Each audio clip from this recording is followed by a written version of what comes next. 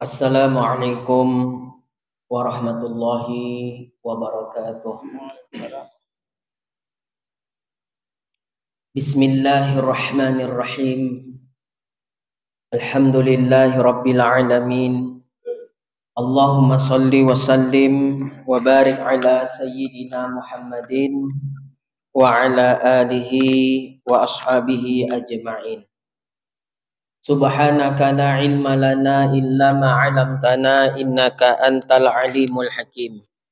Rabbi shrah li sadri wa yassir li amri wahlul 'uqdatam min lisani yafqahu qawli. Allahumma rzuqna fahman nabiyyin wa hifzal mursalin wa ilhamal malaikatil muqarrabin bi rahmatika ya arhamar rahimin wa la haula wa la quwata illa billah. Ila hadratin Nabil Mustafa Muhammadin Rasulillahi sallallahu alaihi wasallam wa ala alihi wa azwajihi wa auladihi wa zuriyatihi wa ashabihi ajma'in. Summa khususan ila ruhi Syekh Daud bin Abdullah Al-Fatani wa ila ruhi Syekh Muhammad Nawawi Ibnu Umar Al-Bantani Al-Jawi wa khususan ila arwahi masyayikhina wa ulama'ina wali walidina wali fahimina lahum. Al-Fatihah. A'udzu billahi minasyaitonir rajim. Bismillahirrahmanirrahim. Alhamdulillahi rabbil alamin. Arrahmanir rahim. Maliki yaumiddin. Iyyaka na'budu wa iyyaka nasta'in. Ihdinas siratal mustaqim. Siratal ladzina an'amta 'alaihim ghairil maghdubi 'alaihim waladdallin. Amin. Alhamdulillah, segala puji syukur kehadirat Allah Subhanahu wa taala yang telah memberikan nikmat kesehatan dan kesempatan kepada kita semua sehingga pada malam hari ini kita dapat berkumpul di Masjid Al-Muslimin ini dalam rangka mengadakan pengajian bulanan. Insya Allah kajian bersama saya dengan membaca kitab Tauhid Ad-Durus Samin dan tentang fikih rumah tangga kitab Syarah Uqudul-Ujen rutin insya Allah setiap bulannya di masjid yang kita cintai ini. Ya, untuk jadwal tetapnya belum, tapi nanti insya Allah setelah Ramadan akan ada jadwal tetapnya di hari apa pada setiap bulannya. Sholawat beriring salam tidak lupa pula kita hadiahkan kepada junjungan kita baginda Nabi Muhammad sallallahu alaihi wasallam. Allahumma sholli wa sallim wa barik alaihi. Mudah-mudahan dengan banyaknya kita bersolawat kepada beliau, kita termasuk salah satu di antara umatnya yang mendapatkan syafaat di hari akhir kelak. Amin ya rabbal alamin. Yang saya muliakan dan hormati khususnya Ketua BKM Masjid Al-Muslimin beserta jajarannya, tuan-tuan guru khususnya Ustadz Rashid, tuan-tuan guru, para ustadz, ustazah, muallim, muallimah, para jamaah, bapak, ibu hadirin wal hadirat rahimakumullah. Malam ini kita mengadakan kajian di masjid ini sebagaimana tadi saya sampaikan, insya Allah rutin setiap bulannya, insya Allah. Dan untuk kitabnya atau kajiannya ada dua kitab, kitab Tauhid dengan membaca kitab Ad-Durus Samin, kemudian tentang rumah tangga Islami dengan membaca kitab Syarah Uqudul-Ujen. Untuk malam ini kitab pertama yang akan kita baca, ya, kajian pertama yang akan kita bahas adalah kajian Tauhid terlebih dahulu dengan membaca kitab Ad-Durus Samin. Yang punya kitabnya boleh dibuka di halaman yang ketiga. Ya, langsung di halaman yang ketiga. Yang ada kitab, yang tak ada dengar-dengar dulu lah, ya. Yang penting paham. Ada kitab kalau tak paham sama juga. Nah, yang lebih bagus ada kitab dan paham, ya. Ada kitab tak paham. Tak ada kitab, paham. Mana yang bagus? Ada kitab dan paham. Nah, itu yang paling bagus. Baik, Bapak Ibu hadirin wal hadirat rahimakumullah. Silakan buka kitab Ad-Durrus Samin dulu. Ini karena kajian pertama, ya kajian perdana, maka ya kitabnya pun baru ini juga kita buka. Maka kita buka dari awal kitab. Ya, dari muqaddimahnya kitab. Kenapa? Karena sir atau rahasia sebuah kitab itu ada pada muqaddimahnya. Ya, jadi kalau mengaji itu ya dari muqaddimah lah kita mulai. Ya, walaupun nggak muqaddimah kali, yang penting dari awal, dari dasar. Halaman ketiga, baris yang ketiga dari atas, kalau sama kitabnya. Dari wasammaituhu, halaman 3. Sama apa tidak kira-kira? Baris ketiga dari atas. Sama. Wasammaituhu. Dah? Bismillahirrahmanirrahim. Qala al-muallif rahimahullah wa nafa'ana bihi wa bi'ulumihi fid dharaini amin ya mujibas sailin. Wasammaituhu, yang ada kitab boleh dibarisin supaya nanti kalau mengajar kitab ini tak salah membaca yang Arabnya. Ya, kitabnya ini Arab Melayu, ya, Arab Jawi, tapi ada bahasa Arabnya. Untuk supaya bisa membaca bahasa Arabnya itu harus belajar ilmu nahwu shorof supaya nggak salah baris. Nah, mumpung ini kita mengaji, saya yang membacakan, saya yang membariskan, maka Bapak Ibu ikut membariskan. Saya bacakan, dibariskan supaya mana tahu ada hendak mengajar kitab ini nanti di kemudian hari tidak salah di dalam membaca kitabnya. Wasammaituhu ad-durras samina fi aqaidil mu'minina. Sama kitabnya? Ya. Dan aku namai akan dia ad-durrus samin, pada menyatakan i'tiqad orang yang mukmin. Jadi kitab yang kita pelajari insya Allah rutin, ya, mudah-mudahan bisa sampai khatam kitab ini. Nah, entah siapa yang khatam duluan, kitabnya apa orangnya, ya, tak mengapa, yang penting mengaji aja. Ya, jadi kitab yang kita pelajari adalah namanya kitab Ad-Durrus Samin. Nah, jadi kemarin saya tanya sama panitia, apa yang cocok dikaji, apa yang cocok dibahas di sana. Di antaranya tentang fikih rumah tangga. Ya, kemudian apalagi tauhid, ya. Nah, kalau kitab tauhid kitab apa? Ada masukan dari para jamaah, kita buka kitab Ad-Durrus Samin. Ya, ya udah, itu kitab Arab Melayunya itu. Ya, kalau Arab Jawi kan banyak kita yang bisa baca ya. Nah, jadi bolehlah nanti dicari-cari kitabnya. Ya. Dah, nama kitabnya tadi apa? Ad-Durrus Samin. Pada menyatakan i'tiqad orang mukmin. Siapa penyusunnya? Syekh Daud bin Syekh Abdullah Al-Fatani. Ini nama ulama ini sudah familiar lah barangkali. Ya, karena kajian-kajian tauhid di Kuala Tanjung ini banyak sekali menggunakan kitab-kitab karya daripada Syekh Daud bin Abdullah Al-Fatani. Ya, baik. Jadi nama kitabnya tadi Ad-Durrus Samin. Tapi tadi Ustaz bacanya Ad-Durrah. Wasammaituhu Ad-Durrus Samin. Yaitu karena mengikuti ilmu nahunya. Ya, Ad-Durrah jadi maf'ul dia di situ. Istilahnya maf'ulum bih. Makanya dibaca nasab. Ya, sammaituhu Ad-Durrus Samina. Nah, tapi kalau dibaca terpisah Ad-Durrus Samin. Nah, gitu ya. Supaya jangan salah-salah menyebut. Ya.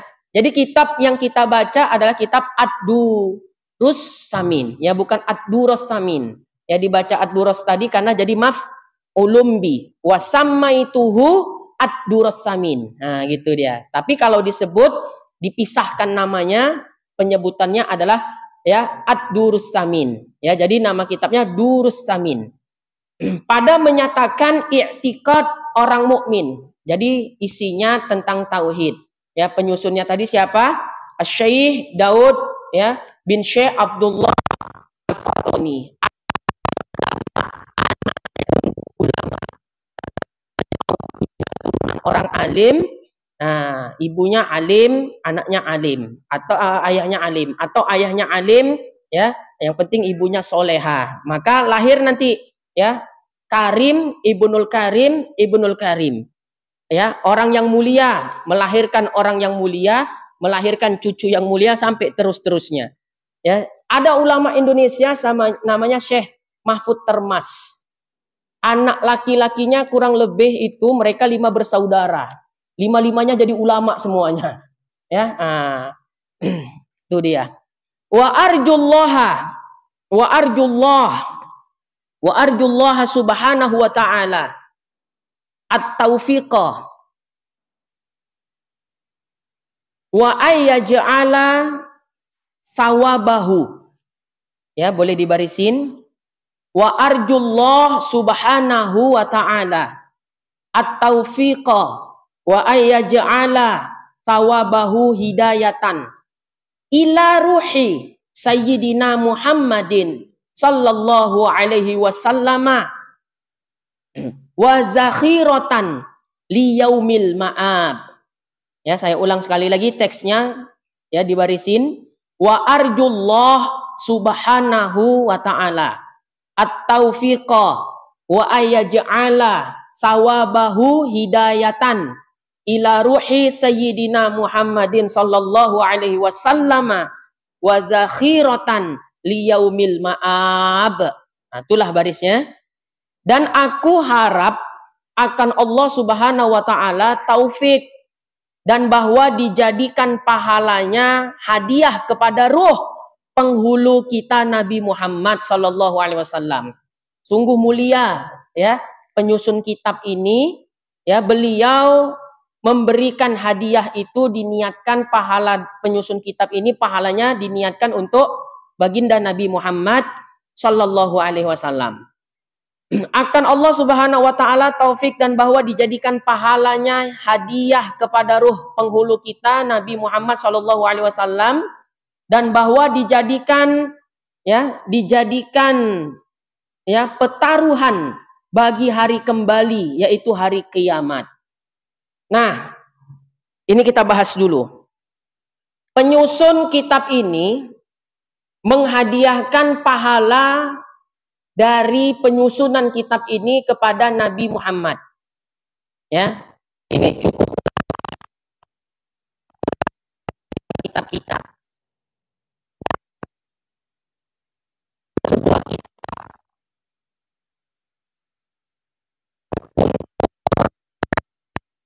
Khususnya misalnya orang tua, ya, itu banyak di kitab-kitab. Saya harapkan pahala dari penyusunan kitab ini, hadiah pahala kepada kedua orang tua saya. Itu umum-umumnya ulama. Ini jarang ini, ya, ada kitab-kitab diniatkan pahala penyusun kitab ini, ya, untuk baginda Nabi Muhammad sallallahu alaihi wasallam. Nah, permasalahannya, ya, semisal kita kan sering itu, ya, mengirim Al-Fatihah. Kepada siapa Al-Fatihah kita kirim diantaranya? Kepada baginda Nabi Muhammad sallallahu alaihi wasallam. Biasa kita sering menyebut ila hadratin nabiyil mustafa. Memulai kitab ini tadi pun saya membuka kitab ini dengan menghadiahkan pahala kepada baginda Nabi Muhammad sallallahu alaihi wasallam. Ya, pahala bacaan Al-Fatihah. Nah, ini kitab ini disusun, pahalanya pun juga diniatkan oleh penyusun kitab untuk Nabi Muhammad.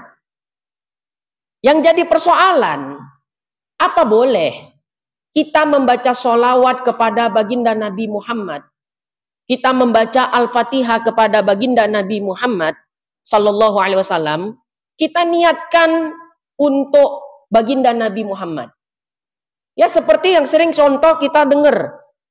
Ya, pemuka-pemuka agama, tokoh-tokoh agama sering membuka sebuah pertemuan dengan mengirim Fatihah kepada Nabi. Ya, di kampung ini ada nggak wirid Yasin? Nah, ada, ya.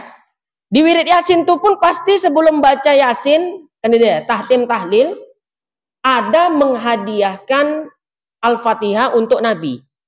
ila hadratin nabiyil Mustafa Muhammadin Rasulillahi sallallahu alaihi wasallam wa ala alihi wa ashabihi ajmain lahum al-fatihah atau lahu al-fatihah. Kan itu. Ada nggak tuh? Di mana-mana acara-acara keagamaan hampir nggak pernah kosong dari menghadiahkan al-fatihah kepada baginda Nabi Muhammad sallallahu alaihi wasallam. Termasuk sholawat. Ya, dihadiahkan untuk Nabi. Pahala al-fatihah untuk Nabi. Nah, pertanyaannya boleh nggak seperti itu? Boleh apa enggak? Selama ini kita praktekkan itu. Gimana coba? Kalau Anda nggak boleh itu gimana ceritanya coba? Ya, kalau nggak boleh, ya misalnya nggak boleh. Ya sementara kita di mana-mana mempraktekkan ila hadratin nabiyil Mustafa Muhammadin Rasulillah sallallahu alaihi wasallam al-Fatihah wa ila khususun niyati sholihah al-Fatihah wa ila ruhi al-Fatihah. Ya kan itu kalau kepada ruh kita, ruh orang yang udah meninggal dunia, itu umum. Tapi hadiah Fatihah kepada Nabi Muhammad, ya pernah nggak kita cari tahu hukumnya? Nah, ya kini kita jelaskan. Di dalam kitab Sirajut Thalibin, ya syarah dari kitab Minhajul Abidin, karya Syekh Ihsan Jampes Al-Kediri, ya orang Kediri, nama desanya Jampes. Ini kiai masya Allah luar biasa, di mana ulama-ulama itu takut mensyarahi kitab Minhajul Abidin. Ada kitab Minhajul Abidin karya Imam Al-Ghazali. Imam Ghazali itu punya banyak kitab. Yang populer adalah kitab Ihya Ulumuddin. Nah, selain kitab Ihya, ya Imam Ghazali ini punya kitab yang lain. Ya, namanya Minhajul Abidin. Bahkan menurut kisah, kitab Minhajul Abidin adalah kitab terakhir yang disusun oleh Imam Ghazali. Berarti puncak ketinggian ilmu, ya puncak ketinggian keilmuan Imam Ghazali waktu nyusun kitab Minhajul Abidin. Kalau kitab Ihya yang disusun Imam Ghazali itu bukan kitab terakhir, tapi kitab terakhir yang disusun oleh Imam Al-Ghazali adalah Minhajul Abidin. Berarti ketika Imam Ghazali menyusun kitab Minhajul Abidin itu, beliau dalam masa fase ketinggian ilmu, puncak ketinggian ilmu beliau. Kenapa? Karena nggak ada lagi kitab yang dikarang beliau setelah Minhajul Abidin. Kan berarti udah level tertinggi itu keilmuan beliau. Makanya ya sedikit ulama yang berani mensyarahi kitab itu. Ternyata ada ulama Indonesia, ulama Indonesia yang berhasil mensyarahkan kitab Minhajul Abidin. Ya, namanya Syekh Ihsan Jampes Al-Kediri. Itulah penyusun kitab tadi, namanya kitab Sirajut Thalibin. Dah, hebatnya lagi, Syekh Ihsan ini nggak pernah kuliah di luar negeri, tapi bisa mensyarahkan kitab. Ya. Tauhid rububiyah, uluhiyah, asma wa sifat.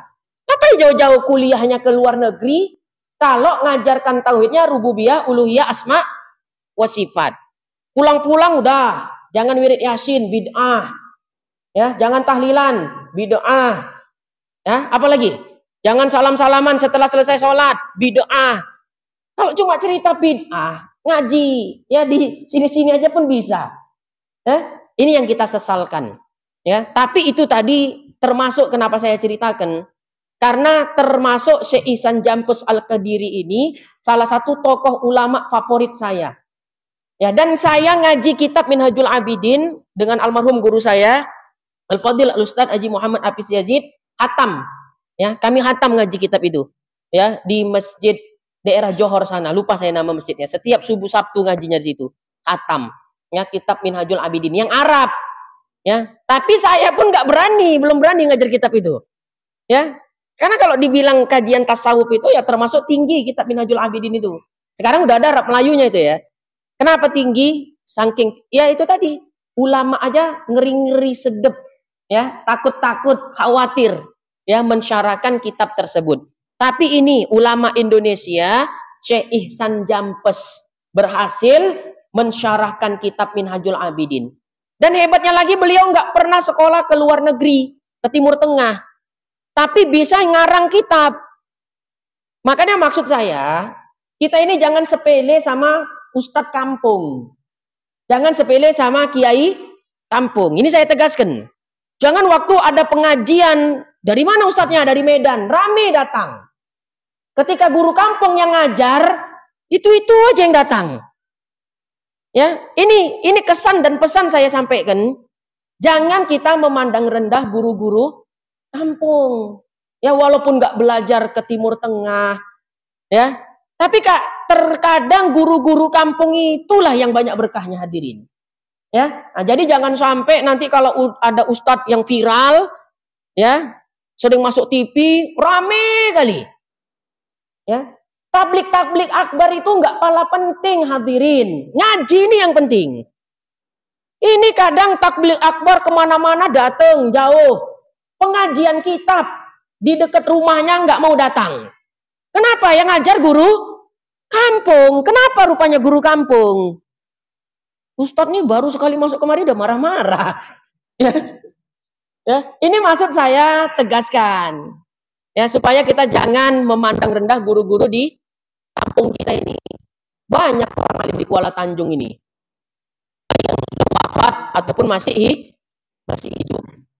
Nah, ini contohnya, sosok Syekh Ihsan gak pernah sekolah ke Timur Tengah, tapi bisa nyusun kitab. Kitab yang disyarahkannya bukan tanggung-tanggung, kitab Minhajul Abidin Imam Ghazali. Pakai apa bahasa nyarahkannya? Bahasa Arab. Anehnya lagi, ketika kitab Sirajut Thalibin ini sampai ke Mesir, tahu Al-Azhar, Mesir. Kitab ini sampai ke sana, ulama-ulama Mesir itu terkaget-kaget. Kok ada ulama Indonesia ya nggak pernah ke Timur Tengah berani dan mampu mensyarahkan kitab Minhajul Abidin dan diakui kitabnya itu sangat bagus. Yang mengakui itu ulama-ulama di Mesir. Makanya gini, yang ngerti orang alim adalah orang alim. Yang ngerti wali, ya wali juga. Ya, kalau misalnya saya misalnya, dipuji 1 miliar orang pun, wah Ustadz Sumitra ini orang alim. Gak ada artinya pujian itu. Karena yang muji orang biasa. Tapi kalau satu pujian saja, sudah datang dari orang alim, satu pujian itu udah cukup. Ada orang alim yang mengakui, kan gitu ya. Si fulan itu alim. Maka 1000 pujian dari orang awam itu nggak ada artinya dibandingkan satu pujian dari orang alim. Ya, nah itu dia. Jadi ulama-ulama Mesir terkagum-kagum dengan kitab Sirajut Thalibin. Sampai diutuslah utusan dari Mesir untuk datang ke Indonesia, ya, ke Kediri, khusus ingin bertemu kepada Syekh Ihsan. Dan ketika ketemu ini utusan dari Mesir, orang Mesir bahasanya bahasa kampung apa bahasa Arab? Bahasa Arab. Syekh Ihsan diajak bahasa Arab oleh ulama Mesir itu tadi. Apa kata Syekh Ihsan? Beliau bawa penerjemah. Aku nggak pala pandai bahasa Arab katanya. Tapi nyusun kitab bahasa Arab. Ya ada ulama-ulama gitu memang. Nulis dia bisa, tapi bercakap bahasa Arab itu kadang, karena tulisan Arab itu beda dengan cakap-cakapnya bahasa Arab. Ya contohnya gini misalnya, kalau kitab ya, Aina anta itu bahasa kitab, bahasa baku. Dari mana kamu? Tapi kalau cakapnya Arab, linta ya akhi. Mana ada linta, pacat yang banyak. Ya, nah, linta itu singkatan dari Aina anta. Ya, kalau bahasa yang baku lagi, ud'uli ya Ustad. Ya, ud'uli. Doakan saya wahai Ustad. Tapi kalau itu bahasa kitab, itu bahasa baku. Kalau bahasa Amiyah, bahasa pasaran, bahasa Arab, bi'li. Ya, dia ya Ustadz. Bahasanya bahasa baku. Jadi ketika datang orang Arab asli, ngajak bicara Syekh Ihsan, bingung Syekh Ihsan. Itulah kehebatannya. Beliau nggak lancar bahasa Arab, tapi bisa nyusun kitab. Apa kata utusan dari Mesir tadi? Tuan Syekh Ihsan, ya telah sampai karya kamu, yaitu kitab Sirajut Tolibin, kepada ulama-ulama di Mesir. Saya datang kemari, utusan ulama-ulama di Mesir. Saya ingin menyampaikan hajat. Kamu, wahai Syekh Ihsan, diminta untuk datang ke Mesir dan kamu ngajar di Al-Azhar. Gak kuliah, tapi disuruh ngajar ke Al-Azhar. Ini poin kedua. Mengukur keilmuan orang jangan dari gelar akademis. Kebanyakan orang sekarang itu mengukur keilmuan orang dari gelar akademis. Terutama orang-orang perkotaan. Apa gelar ustadz tuh? Tak ada. Allah, tak usah pakai. Apa gelar ustadz tuh? BA. Sarjana muda. Ya, orangnya udah tua, sarjananya muda. Tak usah pakai. Apa gelar ustadz tuh? S1. Tapi kalau doktor, wah ini nih bagus ini doktor. Padahal nggak bisa baca kitab. Banyak doktor nggak bisa baca kitab. Kalau di Jawa itu hadirin, ya gelar akademis itu nggak pala laku. Di Jawa ya, tapi ilmu. Ya, kiai-kiai di pesantren itu jarang yang ada gelar akademis, tapi bisa ngajar di pesantren. Kalau di Jawa itu cuma ditanya gini. Kalau mau ngajar di pesantren, ya, kiai saya izin mau ngajar di pesantren kamu, di pesantren sampean kiai, jenengan. Jenengan itu kamu, itu bahasa halusnya. Ditanya sama kiainya, S1, S2, S3 enggak. Sarjana apa? Enggak ditanya. Udah khatam kamu ngaji Fathul Mu'in? Fikih? Sudah kiai. Nah, dites, coba baca. Ini ijazah sanad kitabnya. Dah? Oke, lulus. Kamu udah khatam Alfiyah. Jangankan khatam, 1000 bait Alfiyah ada di sini kiai. Ya, dihafal. Kalau santri Jawa ngafal kitab. Ya, dah coba dites, baca kitab. Udah selesai. Cuma ditanya dua. Udah khatam Fathul Mu'in, udah khatam Alfiyah belum? Kalau udah silakan ngajar di pondok saya. Nggak ditanya, kamu S berapa? S1, S2, S3 enggak. Tapi kalau di sini ya, di daerah kita Medan, kita nggak tahu saya di Kuala Tanjung ini. Kayaknya Kuala Tanjung ini masih megang tradisi keilmuan. Ya, tidak terlalu berpatokan kepada gelar akademis. Ketika ada orang yang bergelar akademis ya bagus. Tapi patokannya kayaknya di sini ya. Saya di ngajar di Kuala Tanjung ini, patokannya ilmu. Ya, sama seperti itu.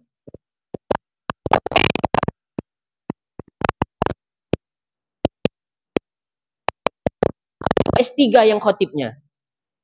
Jadi doktor semua itu. Masjid sini kayak gitu apa enggak tuh? Enggak kan? Khotibnya pun Pak Isa aja berganti-ganti ya. Ustaz Rasid ya ganti-ganti. Nah, itu dia. Jadi maksudnya poin kedua di sini, ini kan pertemuan pertama kita cerita-cerita ulama lah, ya. Nah, supaya kita ya kenal dengan ulama-ulama kita. Nah, poin keduanya tadi apa? Mengukur gelar akademi, mengukur keilmuan seseorang jangan diukur dari gelar akademis. Ya. Ustadz kuliah. Ya. Saya testing dulu ke Syria. Waktu belum perang. Lulus Damaskus. Ya, kalau jadi saya bakal berguru langsung ke Syebuti, Wahbah Zuhaililah. Tapi qadarullah nggak jadi berangkat. Nggak dikasih izin sama Umi. Ya, saya paling takut kalau Umi Do bilang enggak. Walaupun keinginan hati kepengen gitu ya. Ya, rupanya benar. Andai saya berangkat ke Syria, ikuti hasrat diri sendiri, 3 bulan setelahnya itu perang Syria di sana. Ya, jadi kawan yang berangkat ya nelpon. Gimana keadaan? Tiap malam peluru-peluru itu nampak tuh. Ya, waktu pertama kali pecah perang di Syria, perang saudara. Itu saya bersyukur ya Allah, memang ya ibu itu memang keramat yang paling tinggi. Ya, ada. Saya kuliah. Ada juga kemarin mau kuliahkan ke Qatar, nggak mau saya. Karena pokoknya saya nanya dulu sama Umi. Kalau iya kata, ya laksanakan. Kalau enggak. Ya, saya tetap minta arahan dari ibu. Apapun ceritanya. Ya, saya kuliah juga di S1. Ya, alhamdulillah selesai kuliahnya di Unifah. Sampai sekarang pun ijazah tak saya ambil-ambil. Ya, tak pala pentingnya itu. Ya, tak pala penting. Nah, maksudnya poin kedua, ya, jangan mengukur keilmuan dari gelar akademis, ya. Nah, contohnya Syekh Ihsan, gak pernah kuliah ke luar negeri, diminta untuk ngajar ke Al-Azhar. Tapi apa respon beliau? Tawaduk kali beliau ini memang. Apa kata beliau? Udahlah, saya ngajar-ngajar di kampung aja. Ya, nah, jadi guru kampung, tapi kitabnya dipelajari sampai sekarang informasinya. Ya, kitab Sirajut Tholibin itu banyak dibaca di benua Afrika. Ya, Maroko itu kan benua Afrika itu kan. Ya, nah, situ kan banyak ulama-ulama sufi. Ya, nah, banyak ulama-ulama sufi. Al-Imam Ibnu Ajibah Al-Hasani itu termasuk ulama sufi yang mensyarahi kitab Al-Hikam Imam Ibnu Athaillah. Nah, itu dari Maroko. Ya, di sini kan juga alumni Maroko ya. Di sini alumni Maroko. Banyak ya? Nah, Masya Allah. Berarti banyak di Maroko. Ya, ahli hisab. Ya, ahli hisab. Kalau saya ahli ru'yah. Nah, kan menentukan Ramadan itu dua metodenya. Ya, metode hisab dengan metode ru'yah. Nah, kalau saya metode ru'yah. Ya, nengok-nengok aja saya. Ya, enggak ahli hisab.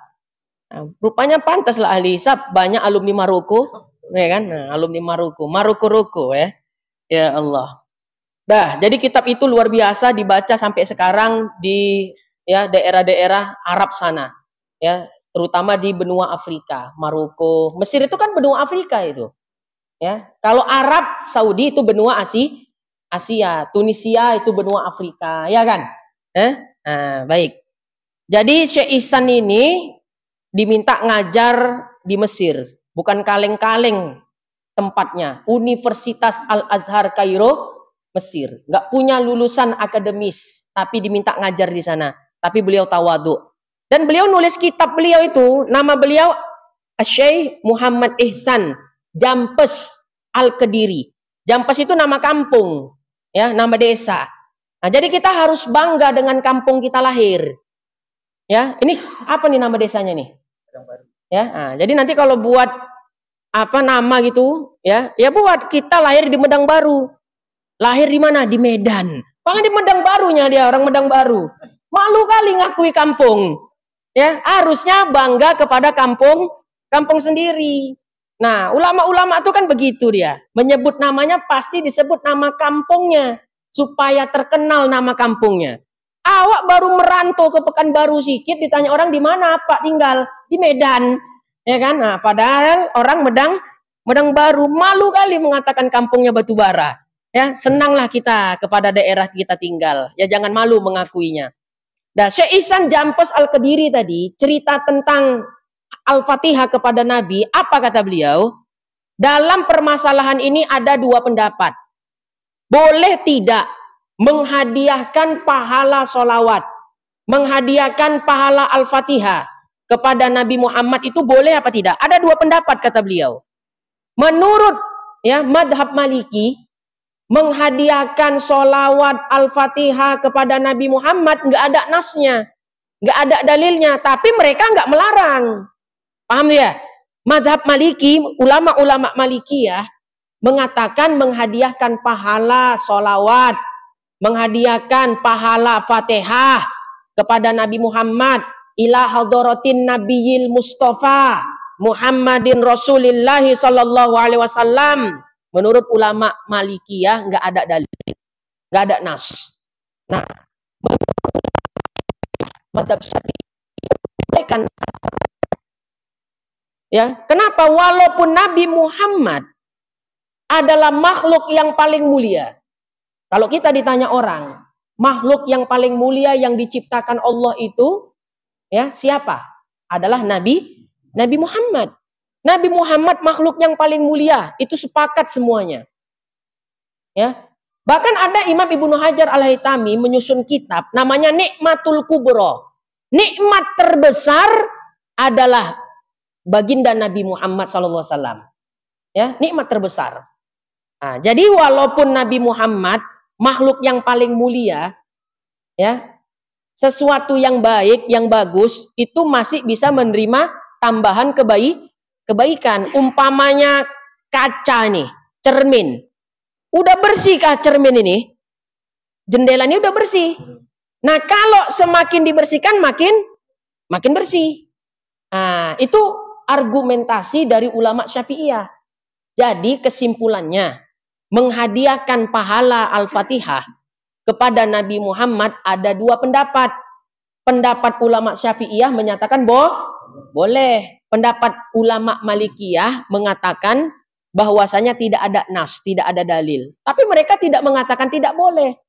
Maka kesimpulannya ulama-ulama Ahlus Sunnah wal Jamaah membolehkan mengirim hadiah Fatihah kepada Nabi Muhammad. Selama ini kita amalkan ini, tapi kita nggak pernah tahu kan tentang hukumnya. Di mana-mana acara selalu kita buka itu. Ila hadratin Nabiyil Mustafa Muhammadin Rasulillahi sallallahu alaihi wasallam ila akhir Al-Fatihah. Selalu itu. Betul apa enggak? Ini supaya kita makin mantep. Amaliyah-amaliyah kita yang kita kerjakan supaya makin mantep, makin yakin kita untuk mengamalkannya. Makanya kita bahas. Tapi hadirin, disebut di dalam kitab Tahqiqul Maqam ala Kifayatil Awam, karya Asy-Syaikh Ibrahim Al-Bajuri Asy-Syafi'i Al-Misri rahimahullah.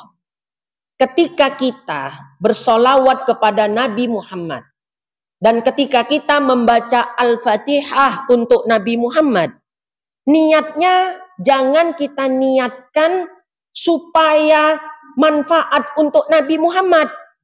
Itu kurang beradab kepada Nabi Muhammad. Walaupun hakikatnya Nabi Muhammad mendapat manfaat dari solawat yang kita baca kepada beliau. Nabi Muhammad mendapatkan manfaat dari Al-Fatihah yang kita hadiahkan kepada beliau. Tapi ketika kita membacanya solawat, membaca Al-Fatihah yang kita hadiahkan kepada baginda Nabi Muhammad, Al-Fatihah yang kita baca, ya kenapa? Kurang beradab. Jadi untuk apalah kita Ustadz baca solawat kepada Nabi Muhammad? Untuk apa kita baca Fatihah? Kita hadiahkan untuk Nabi Muhammad. Kalau toh kita nggak boleh niatkan itu untuk menambah derajat Nabi Muhammad, niatnya adalah tawasul. Tahu nggak tawasul? Ya. Jadi kita baca Fatihah. Ila hadratin Nabiyil Mustafa Muhammadin Rasulillahi sallallahu alaihi wasallam wa ala alihi wa azwajihi wa auladihi wa zurriyyatihi wa ashabihi ajmain. Al-Fatihah. Niatnya untuk tawasul. Ya, niatnya adalah untuk tawasul, bukan untuk memberi manfaat kepada Nabi Muhammad. Walaupun hakikatnya Nabi Muhammad mendapat manfaat dari solawat dan Al-Fatihah yang kita baca. Tapi jangan diniatkan begitu, kurang adab. Ya, diniatkan untuk tawasul. Nah, apa pula itu tawasul? Nah, ya kita bahas. Tawasul adalah cara dalam berdoa. Sebagaimana disebutkan di dalam kitab Mafahim Yajibu Antusohah, karya Al-Allamah Al-Muhaddis Profesor Dr. Abuya As-Sayyid Muhammad bin Alawi Al-Maliki Al-Hasani. Ya, itu kalau nama-nama ulama disebut dalam satu majelis itu turun rahmat. Ya, nah, itu namanya doang tuh yang kita sebut. Gimana kalau benar ada orang soleh hadir di majelis? Makanya rugi kalau kita nggak mau ngaji, itu rugi. Jangan sampai jauh dari orang soleh. Nggak dapat setiap hari seminggu sekali. Nggak dapat seminggu sekali, 2 minggu sekali. Nggak dapat sudah sebulan sekali. Jangan sampai nggak hadir majelis. Rugi. Ya. Kenapa? Banyak faedahnya majelis ilmu. Disebut nama orang soleh dalam satu majelis, itu turun rahmat di dalam majelis itu. Paham ya? Nggak perlu nama-nama apa sekarang di musim politik. Ya. Nah, kalau ada orang kampanye di masjid itu orang nggak punya akal. Ini saya tegaskan. Jangan kampanye di masjid. Baca kitab namanya Tanqihul Qaul Al-Hasis. Syarah Lubabul Hadis. Lubabul Hadis itu kitab hadis karya Al-Imam Abdurrahman Jalaluddin As-Suyuti Asy-Syafi'i rahimahullah. Disyarahkan kitab Lubabul Hadis itu oleh Syekh Muhammad Nawawi Ibnu Umar Al-Bantani Al-Jawi Asy-Syafi'i rahimahullah. Nama kitabnya Tanqihul Qaul. Apa hadisnya? Siapa yang bercakap-cakap urusan dunia di sebuah masjid, 40 hari amalnya nggak diterima. Jadi maaf, ya, saya termasuk orang yang keras dalam urusan ini. Kampanye di dalam masjid. Jangan sampai dibiarkan ada khotib Jumat. Kampanye di dalam masjid. Ya. Apalagi parahnya, antum kalau nggak milih 010, antum golongan orang munafik. Ya, kau yang munafik nggak mau ngaji tauhid. Ya, ini maaf nih, ya, jangan sampai lah. Tolong kita jaga kemurnian masjid, kebersihan masjid. Ini ya ustadz-ustadz banyak hadir ngaji, ya Pak Isa dan lain sebagainya. Jangan jadikan masjid tempat kampanye. Saya termasuk orang yang paling menolak, ya, mengajak. Ayo, ya, jamaah nih masjid apa nih Al Muslimin. Jangan lupa ya pilih Pak Isa. Gara-gara Pak Isa yang mempromotori pengajian ini, enggak bisa, jangan. Ya, urusan beramal Pak Isa, kan gitu. Ya, itu pesan saya tuh. Jangan kotori masjid dengan kampanye. Ya, bahaya itu, bahaya. La haula wala quwata illa billah.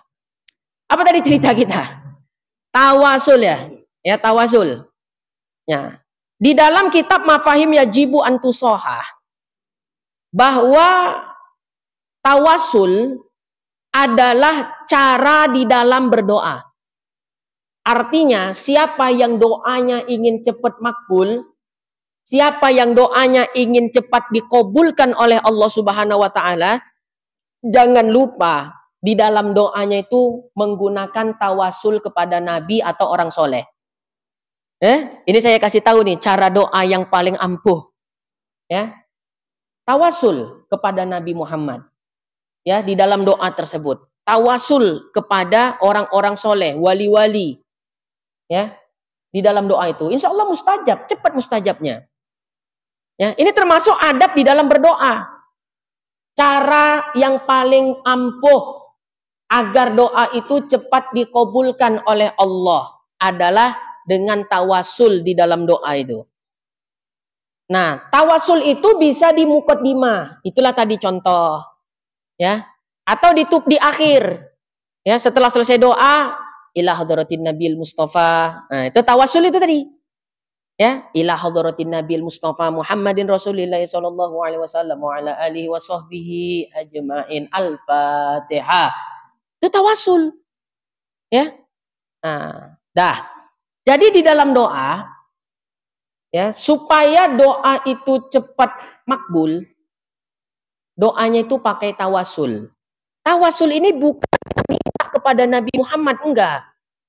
Tapi Nabi Muhammad menjadi perantara, wasilah kita, ya, agar apa yang kita doa, yang kita minta tuh sampai kepada Allah.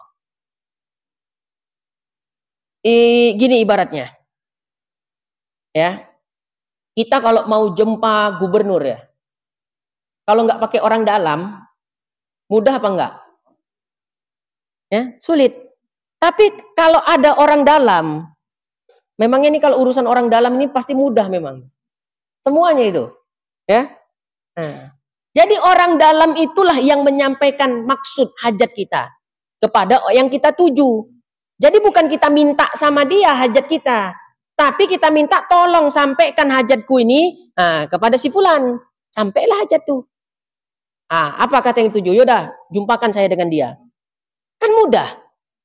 Tapi ketika langsung aja nggak payah, betul lah. Siapa kita nih tak kenal pun gubernur kan gitu. Ya. Makanya rugi juga kita kalau ribut-ribut masalah pilpres ini. Beda pilihan. Awak udah begado sama tetangga tak bercakap. Yang awak pilih aja tak kenal sama awak. Nah, makanya itu jago hati. Beda pilihan tak jadi masalah.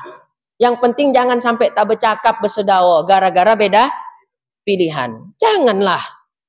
Jemaah Masjid Al Muslimin, Nggak masalah beda suara, beda pendapat, beda pilihan, tapi jangan berpecah belah. Ya, harus tetap bersatu, berjamaah. Ya. Nah, awak udah begado-begado, ya kan? Ya kan? Nah, kepada jiran tetangga beda pilihan, yang awak pilih aja pun tak kenal sama awak. Kan rugi udah awak berdosa. Ya kan? Begado tak bercakap. Yang awak pilih pun tak kenal sama awak udah. Awak yang di bawah ini begado-begado.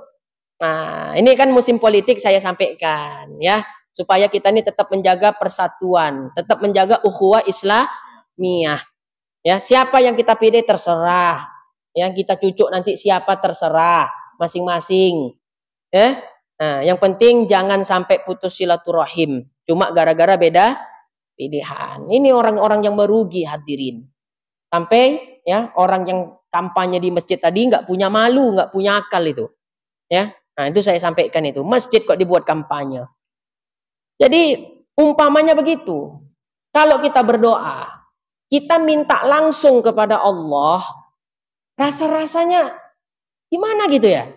Dengan segala kekurangan kita, dengan segala aib dan dosa kita, langsung kita minta kepada Allah Subhanahu wa taala. Rasa-rasanya gimana? Maka kita minta ya perantaraan melalui orang-orang yang dicintai Allah. Siapa orang yang dicintai Allah ya? Diantaranya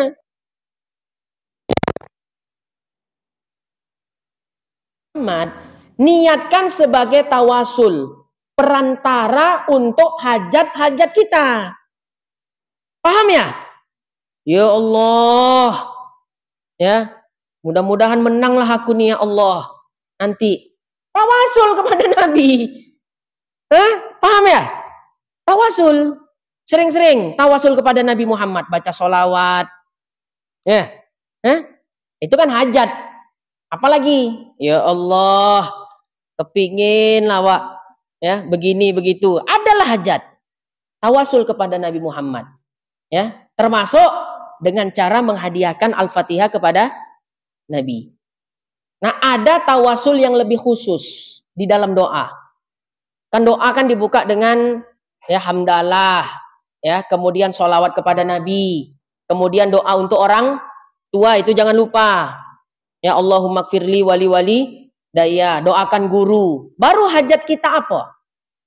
Nah, setelah kita ungkapkan hajat di dalam doa tadi apa, tutup doa itu dengan tawasul.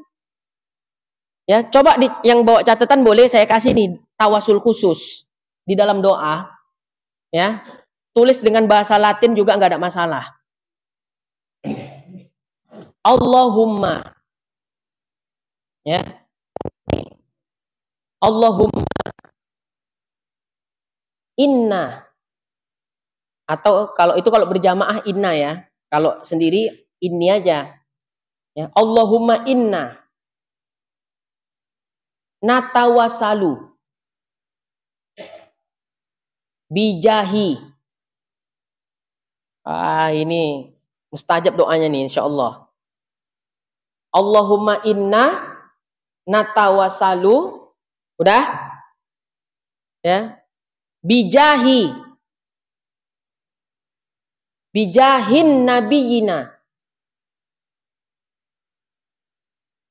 Allahumma inna natawasalu bijahin nabiyina Muhammadin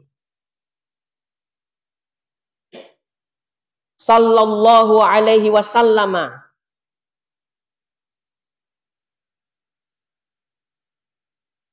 wa bijahi a'immatil arba'ah. Nah, ini tawasul kepada imam yang 4. Ya. Wali itu, mazhab yang 4. A'immatil arba'ah. Ya. Allahumma inna natawassalu bijahin nabiyina Muhammadin sallallahu alaihi wasallama wa bijahil a'immatil arba'ah.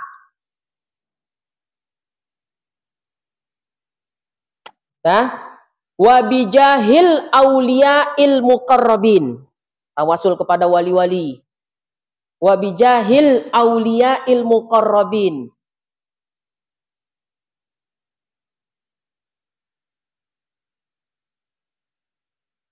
Auliya'il muqarrabin wasyuhada'i. Wasyuhada'i.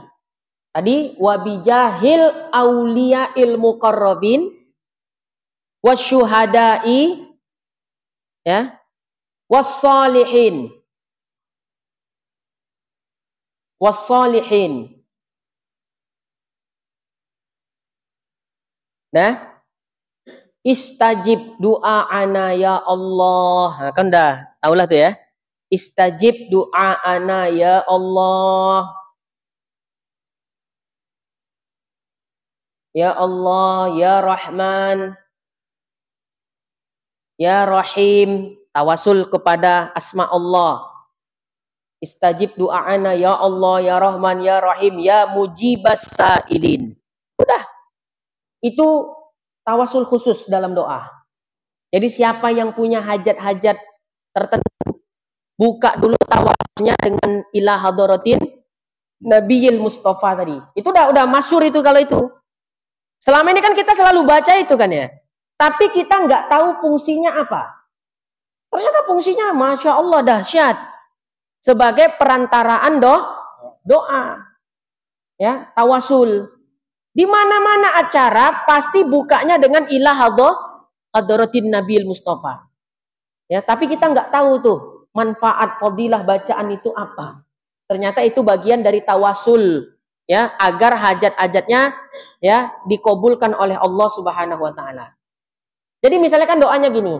Alhamdulillahirabbil alamin hamdan yuwafi ni'amahu wa yukafi'u mazidah. Ya Rabbana lakal hamdu kama yanbaghi li jalalika wajhikal karimi wa 'azimi sultanik. Allahumma sholli wa sallim wa barik ala sayidina Muhammad wa ala alihi wa sahbihi ajma'in. Allahumma fir lana dzunubana wa liwalidina warhamhum kama rabbauna shighara wa li ulama'ina wa li ustadina wa li asatidatina wa li jami'il muslimina wal muslimat al ahya'i minhum wal amwat bi rahmatika ya arhamar rahimin. Ini belum selesai ngaji nih ya, contoh. Nanti dikiranya doa ngaji pula nih, ya. Nah, Rabbana zidna ilma warzuqna fahma wa amalan sholiha. Atau apa lagi? Allahumma ja'alna minat tawabin wa ja'alna minal mutatahhirin wa ja'alna ya min ibadikas sabirin wa ja'alna min ibadikal mukhlasin wa ja'alna min ibadikal muttaqin. Allahumma inna natawassalu. Nah, di sini dia.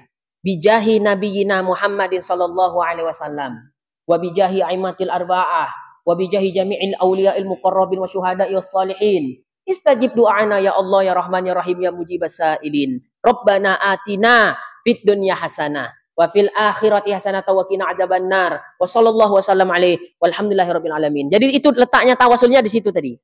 Paham itu ya? Itu kaifiatnya. Nah, jadi kadang gini. Doa kiai dengan doa kita kenapa? Paling isi doanya itu sama.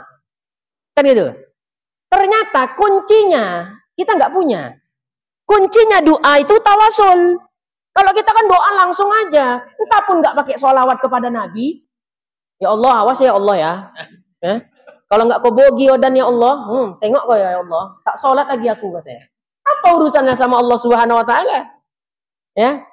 Jadi sebenarnya sekali lagi saya katakan, doa kita dengan doa orang soleh, yang diminta orang soleh dengan kita tuh sama. Ya, tapi apa? Ya, pembedanya kita nggak punya kuncinya doa. Kuncinya ada doa sholawat kepada Nabi dan tawasul. Ya kita kan punya hajat masing-masing kan diantara kita semua kan. Hajat Pak Isa lain, hajat saya lain, ya hajat-hajat jamaah lain. Sampaikan doanya, permintaannya, hajatnya sesuai dengan hajat masing-masing. Tapi kuncinya doa itu jangan lupa sholawat kepada Nabi dan tawasul kepada Nabi.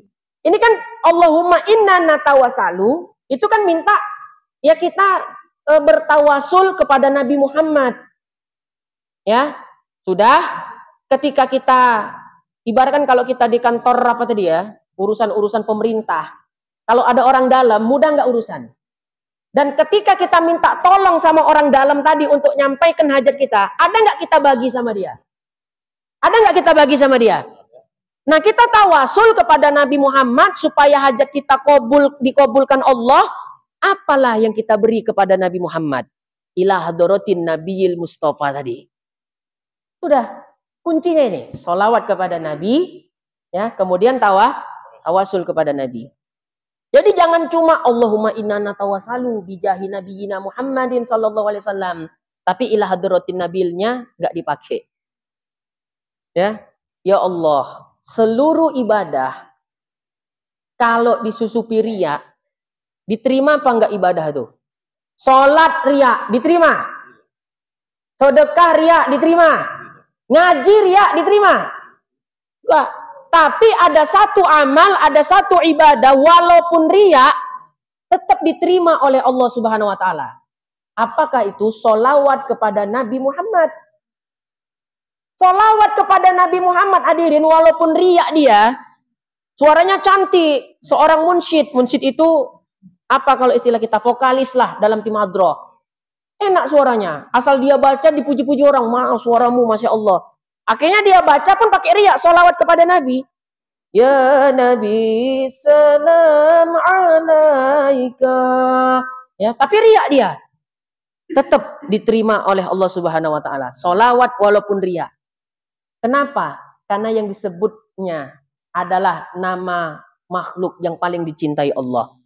Jadi riyanya itu tenggelam, nggak dipandang Allah lagi, tapi yang dipandang ketika dia menyebut nama Nabi Muhammad. Ya, orang sekarang ada pula bilang sholawat itu bid'ah katanya, ya kan ya? Maulid Nabi bid'ah. Inilah, ya. Ada yang kayak gitu di sini? Nggak ada ya, masih aman kampung ini ya. Ya, aswajatulen di sini. Ya, baik. Dah, kita lanjut. Jadi tawasul tadi kepada Nabi Muhammad di awal dengan menyebut ila hadratin nabiyil mustafa, kirim Fatihah kepada Nabi. Dan ada tawasul khusus di dalam doa. Itu udah saya kasih kuncinya. Tinggal diamal. Oh, dan tak hafal bahasa Arabnya Ustadz.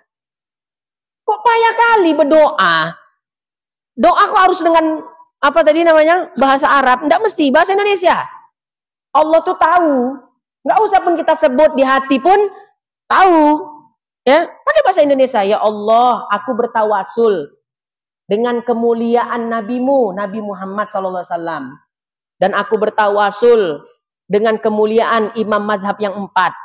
Aku tawasul dengan wali-walimu, dengan orang-orang yang mati syahid. Dan aku tawasul dengan kemuliaan ya orang-orang soleh. Ya Allah, ya Rahman, ya Rahim, ya Mujibah Sa'ilin. Kabulkan doaku ya Allah. Nah, itu dia. Ya, tawasul. Itu kuncinya. Itu kuncinya di dalam berdoa supaya cepat dikabulkan oleh Allah Subhanahu wa Ta'ala. Nah, jadi ila hadratin Nabi. Ada juga ila ruhi. Ya. Nah, kalau orangnya sudah meninggal, ila ruhi. Kalau untuk banyak ila arwahi. Itu aja bedanya. Kemarin ada yang nanya sama saya, Ustadz, yang mana yang betul? Apa tuh Pak? Ila ruhi apa ila arwahi? Dua-duanya betul. Ya nggak bisa lah Ustadz. Ya orang memang dua-duanya betul. Kalau untuk seorang ila ruhi.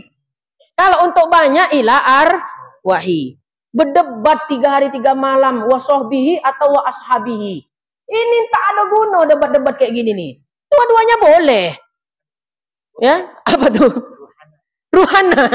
Itu lain, itu bawa ke ku'a itu Pak Isa. Ya, Allahumma ruhi, Allahumma arwahi. Kata Pak Isa yang ketiga ada, Allahumma ruhana katanya kan. Nah, itu jangan didebatkan, bawa ke ku'a itu selesai udah. Ya. Ya Allah, berdebat. Mana yang betul? Illa ruhi illa arwahi. Ya, wa ashabihi atau wa sahbihi. Allahumma sholli ala sayyidina Muhammad wa ala ali sayyidina Muhammad wa ala alihi wa ashabihi atau wa sahbihi. Dua-duanya betul. Yang betul nggak mau sholawat, udah selesai. Ya, sikit-sikit bid'ah, sikit-sikit bid'ah. Nah, jadi kalau dia masih hidup, kalau udah meninggal, ila ruhi atau ila arwahi. Nah, kalau dia masih hidup, boleh nggak di-al-fatihahkan? Boleh. Ila jasadi. Ini saya kasih amalan. Kalau punya anak keras kepala, ya, nggak pun anak cucu. Ya, atau anak cucu payah nangkep ilmu, payah terbuka pikirannya. Ya. Nah, apa yang bisa ikhtiar dilakukan orang tua? Nah, sering difatihain itu anak. Sering di al-fatihain anaknya setiap hari. Ya, ila jasadi. Siapa nama anaknya? Ya, fulan, fulan, fulan, fulan. Al-Fatihah. Niat di hati untuk apa Fatihahnya? Bukakan pikiran anakku ya Allah. Ya, nah, supaya gampang belajar, menangkap ilmu, baik budi, nurut, jadi anak soleh. Nah, itu dia. Ya, nah, itu. Nah, ini saya kasih deh. Ila jasadi. Ya, jangan pula nanti anaknya masih hidup ila ruhi, didoakan mati budaknya, anaknya. Ya, kenapa Pak ila ruhi? Poning kepala awak Ustadz katanya ya. Nah, ila jasadi. Ya, batu itu keras. Kalau dititik-titikkan air setiap waktu, batu pun bisa berlubang. Ya, apalagi hati. Ya, hati, apalagi hati, lunak. Ya, ketika yang disampaikan itu bagus, penyampaiannya benar, itu akan diterima dengan hati. Ya, nah, itu dia. Ila jasadi, ya, supaya terbuka. Amalannya itu tuh. Makanya saya punya pondok, saya punya prinsip, gak ada anak bodoh, anak malas yang ada. Anak bodoh gak ada, anak malas. Nah, dalam psikologi, ilmu psikologi, kemalasan itu sifat bentuknya dua. Bisa jadi muncul kemalasan itu dari faktor internal ataupun eksternal. Internal itu dari diri dia memang. Ya, mungkin lagi sakit, datanglah malasnya. Ya. Nah, kebanyakan anak malas itu sebabnya bukan dari faktor internal, tapi eksternal. Mungkin ya orang tuanya asik ribut aja. Itu mengganggu loh. Ya, makanya kalau ini kan nanti apa nih fikih rumah tangga nih kayaknya enggak sempat kita baca. Tapi ini berkaitan ya. Kalau kita ribut sama pasangan, jangan ribut di depan anak. Ya, walaupun anak tuh tak ikut ribut, tapi mengganggu psikologinya. Ya, itu dia. Ya, jangan ribut di depan anak. Nah, di belakang. Kalau udah masuk kamar nggak ributnya itu. Ya kan? Ini maksudnya benar ini. Itu berdampak kepada psikologinya anak. Jadi anak yang malas belajar bisa jadi ya kebanyakan faktornya adalah faktor luar. Faktor lingkungan. Itulah tadi rumahnya ya. Makanya Bapak Ibu kalau nyekolahkan anak atau mondokkan anak bukan berarti itu tugas mutlak jadi semua tanggung jawab pihak pondok pesantren, enggak. Kontrol juga anaknya, sering dihubungi, berkabar, ya entahnya uang jajannya kurang, itu jadi faktor malas juga itu. Cuma jangan banyak kali, kebanyakan pun malas juga dia, asik jajan aja kerjanya. Nah, itulah dia. Jadi anak malas, anak bodoh itu nggak ada, ya. Anak malas itu yang ada, ya. Nah, anak malas itu pun faktornya kebanyakan faktor luar. Nah, itulah.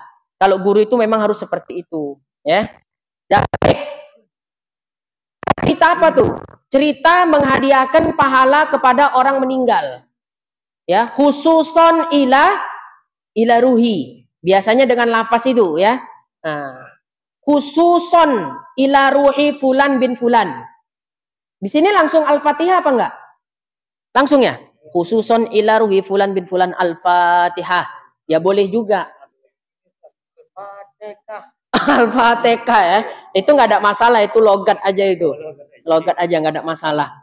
Dah, Jawanya medok ya kan. Jadi Al-Fatihah katanya. Itu logat aja enggak ada masalah. Nah, ya orang-orang Yaman, orang Arab. Tapi baca Fatihah mustaqim. Ihdinas siratal mustaqim. Ini kalau datang ke masjid ini maulah protes orang sini. Percuma orang Arab. Ya. Apalagi misalnya walladzina yu'minuna bima unzila ilaika wa ma unzila min qablik. Bila pula min qablik katanya kan? Awak min qablik. Nah, itu namanya langgam ya. Nah, daerah masing-masing. Ya, kalau kita pergi kemana tuh ya? Mandailing ya, pesantren Mustafawiyah. Ya, kalau azan itu coba sekali-kali dengerin. Kalau di sini enak azannya. Ya kan? Allahu Akbar, Allahu Akbar. Motan. Kalau di sana, Allahu Akbar, Allahu Akbar. Ada orang mandil yang sini?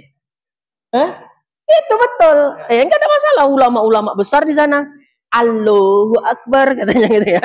Nah, salat sholli fardal maghrib imaman lillahi ta'ala. Allahu Akbar, ya. Allahu Akbar itu memang udah langgam. Jadi nggak bisa kita persalahkan.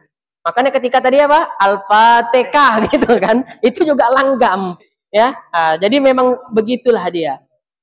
Nah, baik. Jadi menghadiahkan pahala Al-Fatihah tadi kepada yang udah meninggal dunia. Lafaznya dengan ila ruhi kalau sudah meninggal. Yang paling bagus ditambah doa jenazah dia. Khususon ila ruhi fulan bin fulan. Allahumma gfir lahu warhamhu wa'afihi wa'fu anhu. Al-Fatihah. Oh, itu yang paling bagus. Ya. Tapi kalau yang kita sekarang kan biasanya ila ruhi saja. Ila ruhi fulan bin fulan alfa, khususon ila ruhi fulan bin fulan al-Fatihah. Itu udah bisa. Tapi kalau ada yang paling bagus, kenapa nggak kita pakai yang paling bagus? Khususon ila ruhi atau ila arwahi fulan bin fulan, fulan bin fulan, fulan bin fulan, fulan bin fulan. Allahumma gfir lahum warhamhum wa'afihi wa'fu anhum. Al-Fatihah. Sesuaikan aja untuk satu orang atau untuk banyak orang. Kalau banyak tadi kan khususon ila arwahi. Berarti ada lebih dari 3 orang tuh. Fulan bin fulan, fulan bin fulan, fulan bin fulan, fulan bin fulan. Allahumma gfir lahum warhamhum wa'afihi wa'fu anhum. Kalau untuk seorang khususon ila ruhi fulan bin fulan, Allahumma gfir lahu kalau laki-laki. Kalau perempuannya tinggal diganti Allahumma gfir laha warhamha wa'afiha wa'fu anha. Al-Fatihah. Itu cara ya menghadiahkan Al-Fatihah secara khusus untuk orang yang sudah meninggal dunia. Itu yang paling bagus itu. Ya, ditambah dengan doa itu tadi. Allahumma gfir lahu warhamhu wa'afihi wa'fu anhu. Disesuaikan saja dia. Ya, Nah, itu kalau 2 orang, ya Allahumma gfir lahuma warhamhuma wa'afiha wa'fu anhuma. Itu 2 orang. Sesuaikan aja dia. Ya, nah, jadi khususon ila arwahani kan gitu kan, karena dia 2 orang ya. Nah, jadi disesuaikan aja dia. Nah, terakhir, kira-kira ada nggak manfaatnya kita menghadiahkan Al-Fatihah untuk orang yang meninggal dunia? Kalau tadi kita hadiah Fatihah kepada Nabi udah jelas ya. Kenapa? Karena di sini penyusun kitab ya, beliau jelas ya menyebutkan wa ayyaj'al tawabahu, dan aku jadikan pahala penyusunan kitab ini hadiatan ila ruhi Sayyidina Muhammad sallallahu alaihi wasallam. Pahalanya dihadiahkan untuk Nabi Muhammad. Dah? Nah, kita di sini Al-Fatihah yang kita hadiahkan, pahalanya untuk Nabi Muhammad. Udah jelas tadi pembahasannya. Nah, sekarang kita cerita Fatihah untuk orang yang sudah meninggal dunia. Caranya tadi udah saya jelaskan. Ya, nah, tinggal dipraktekkan. Kira-kira manfaatnya apa? Jangan dikira kita menghadiahkan pahala Fatihah ini untuk orang yang meninggal itu nggak ada manfaatnya. Ya, jangan kita kira begitu. Ada manfaat Al-Fatihah yang kita hadiahkan untuk orang yang sudah meninggal dunia. Pertama, meringankan siksa kubur. Ya. Nah, apalagi hadirin, kita udah punya orang tua udah nggak ada, udah meninggal, ya, udah wafat. Bentuk bakti kita kepada orang tua yang sudah wafat apa? Kita doakan. Ya, setidak-tidaknya minimal setiap selesai sholat kirim Fatihah untuk ayah oma yang udah nggak ada. 1 kali aja. Kalau 1 kali aja pun nggak bisa, bakhil kali ini anak sama orang tuanya. Ya, anak bakhil. Tahu bakhil itu apa? Ya, pelit. Setiap selesai sholat apalah payahnya. Khususon ila ruhi. Ya, ummina, khusus untuk ruh, ya, ibu kami, ayah kami. Ataupun kalau nggak hafal khususan ila ruhi, baca aja Fatihah langsung. Bismillahirrahmanirrahim. Alhamdulillah. Selesai, waladhdallin, amin. Ya Allah, sampaikan pahalanya untuk kedua orang tuaku. Sampai. Walaupun nggak pakai khususan ila ruhi. Jangan dibawa ribet, yang penting doa saja. Ya, kirimkan ya bukti bakti kita kepada orang tua kita yang sudah tiada. Selesai sholat minimal kirim Al-Fatihah untuk orang tua. Kalau sekali Fatihah pun nggak sanggup, ya bakhil betul lah ini orang. Nah baik, manfaatnya tadi apa? Meringankan siksa kubur. Yang kedua, syafaat untuk orang yang telah meninggal. Oh ini banyak kisah-kisah ya. Dulu di masa tabi'in ada namanya Al-Imam Abdullah Ibnul Mubarak. Beliau waktu tidur pernah mimpi ketemu orang-orang yang udah meninggal, udah wafat.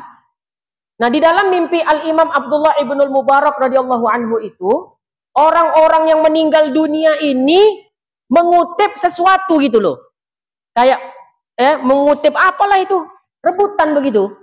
Ya, tapi dilihat ada sepasang suami istri yang nggak ikut nimbrung. Ditanya sama Imam Abdullah Ibnul Mubarak, wahai bapak, wahai ibu, ya kenapa mereka ngutip apa? Oh mereka mengutip berebut doa-doa dari kaum muslimin dan muslimat yang masih hidup. Makanya kan ada doa kita tadi, Allahumma fir lana judubana wali walidina warahmu makam rabbuna sighara wali ulama'ina wali ustajina wali asatidatina wali jami'il muslimina wal muslimat al ahya'i minhum wal amwat. Nah, itu kan untuk orang yang mati, orang yang hidup. Itu sampai itu berebut orang-orang yang sudah meninggal tuh. Dalam mimpi Imam Abdullah Ibnul Mubarak.